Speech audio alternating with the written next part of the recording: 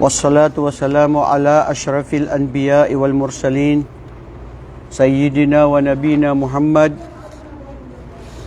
أرسله الله بالحق بشيرا ونذيرا وبين يدي الساعة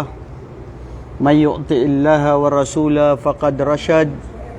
ومن يعص الله ورسوله فلا يلوم إلا نفسه ولا يضر الله شيئا اللهم إننا نسألك علما نافعا وتوفيقا إلى عمل به ونعوذ بك اللهم من العلم لا ينفع وانفعنا بما علمتنا وذكرنا ما نسينا وتب علينا ولوالدينا ولسائر المسلمين في كل مكان اللهم زدنا علما وجعلنا من المخلصين ومن الفائزين في هذه الدنيا أو في هذا الدنيا إنك أنت السميع الدعاء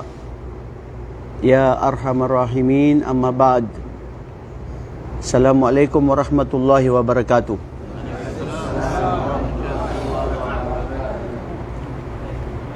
Bago natin simulan to mga kapatid, yung kanina, yung sinabi ni Sheikh Abu Majid, para bago natin makalimutan, dapat nyong malaman yun. Batid nyo ba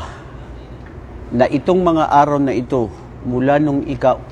unang pagpasok ng bagong buwan ng Dhul Hijjah, ngayon pang 5 araw na tayo ngayon sa Dhul Hijjah, ang lahat ng mga gawaing mabuti na isinagawa natin o ang mga pagsamba sa Allah na isinagawa natin ay mahigit na lamang ang gantimpala na ipagkakaloob ng Allah kaysa sa mga nakaraang araw. Ang lahat ng gawaing